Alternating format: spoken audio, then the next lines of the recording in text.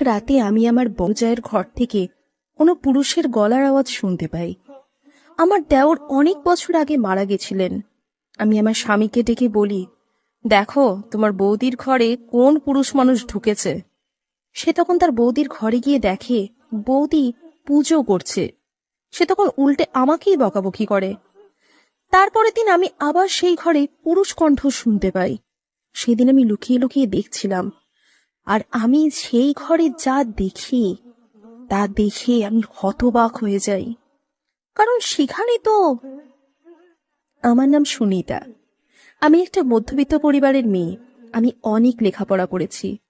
আমার পড়াশোনা শেষ হওয়ার পর আমার মা বাবা আমার জন্য সম্বন্ধ দেখতে শুরু করে। যার সাথে আমার বিয়ে ঠিক হয় তার নাম গৌরব।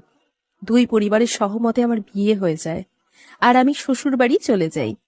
আমার শ্বশুর বাড়িতে আমার বরের সাথে তার বৌদি থাকতো। আমার শ্বশুর শাশুড়ি অনেক বছর আগে মারা গেছিলেন। আমার বড় যা বিধবা ছিলেন, তার এই পৃথিবীতে কেউ ছিল না, তাই সে তার শ্বশুর বাড়িতেই থাকত। তার কোনো ছেলে মেয়েও ছিল না। সে খুব কম বয়সে বিধবা হয়েছিল। আমি আমার বড় জায়ের ঘরে গিয়ে গল্প করছিলাম। সে খুব ভালো ছিল। সে খুব পুজো আচ্চা করত। সে আমার বরকে এতদিন দেখে এসেছে। আমি রোজ তার ঘরে গিয়ে গল্প করতাম। আজ আমি তার পা টিপে দিচ্ছিলাম। আমার বড় যা আস্তে আস্তে ঘুমিয়ে পড়ে, আর আমি রান্নাঘরে চলে যাই। আমি দিদির জন্য চা বানিয়ে তার ঘরে তাকে দিয়ে আসি। তারপর আমি রান্নাঘরের বাকি কাজকর্ম সেরে দিদির শাড়িগুলোকে ইস্ত্রি করে তার আলমারিতে রেখে দিই। তারপর আমি নিজের ঘরে যাই। সব কাজ সেরে নিজের ঘরে যেতে যেতে রাত 11টা বেজে যায়। গৌরব তখন শুয়ে পড়েছিল।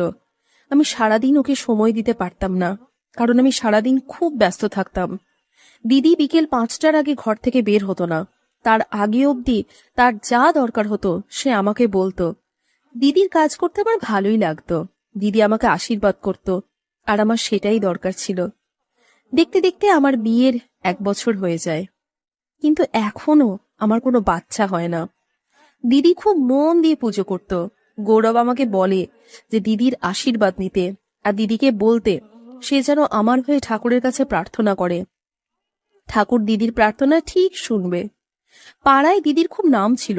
প্রতিবেশীর কোনো বাচ্চা অসুস্থ হলে তাদের মা দিদির কাছে তাকে দিয়ে আসতো। বলা হতো দিদির আশীর্বাদ পেলে তারা সুস্থ হয়ে যাবে। আমার স্বামীও বলতো